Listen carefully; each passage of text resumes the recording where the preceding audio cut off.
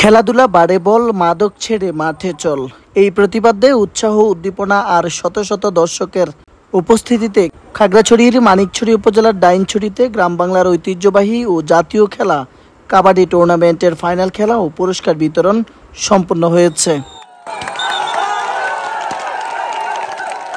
শুক্রবার রাতে ডাইনছড়ি ইউনিয়ন পরিষদ সংলগ্ন মাঠে অনুষ্ঠিত ফাইনালে মুখোমুখি হয় সদরখিল একাদশ ও ভোদংপাড়া একাদশ।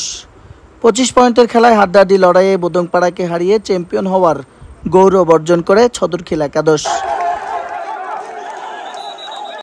বাটনাতলী ইউনিয়ন বিএনপি অঙ্গ ও সহযোগী সংগঠন আয়োজিত এই টুর্নামেন্টে স্থানীয় 8টি দল অংশ নেয়।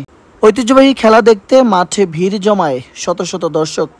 গ্রাম বাংলার চিরচেনা ও শত বছরের ঐতিহ্যবাহী এই খেলা এক উৎসবের সৃষ্টি করেছে।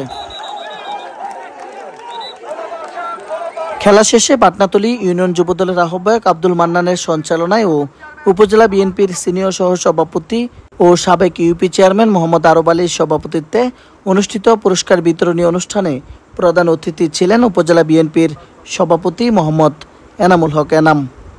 এতে বিশেষ অতিথির বক্তব্য রাখেন উপজেলা বিএনপির সাধারণ সম্পাদক মোহাম্মদ মীর হোসেন, সাংগঠনিক সম্পাদক মোহাম্মদ নুরুজ্জামান মাস্টার, ভারপ্রাপ্ত ইউপি চেয়ারম্যান মোহাম্মদ মোশাররফ হোসেন, উপজেলা যুবদলের সিনিয়র যুগ্ম আহ্বায়ক মোহাম্মদ মীর হোসেন, যুগ্ম আহ্বায়ক জাহাঙ্গীর হোসেন, সদস্য সচিব মহিউদ্দিন কিশোর, টুর্নামেন্টের আহ্বায়ক আব্দুল আওয়াল ও ইউনিয়ন ছাত্রদল সভাপতি মোহাম্মদ আলী। এ সময় বক্তারা বলেন, গ্রাম বাংলার ঐতিহ্যবাহী খেলা কাবাডি এটি জাতীয় খেলা হলেও এর চর্চা দিন দিন হ্রাস পাচ্ছে।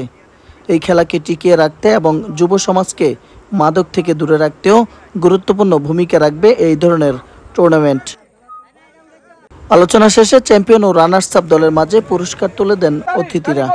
এছাড়াও সেরা খেলোয়াড় হিসেবে অপূর্ব চন্দ্রনাথকে পুরস্কৃত করা হয়। ডেস্ক রিপোর্ট, মানিকছড়ি বার্তা।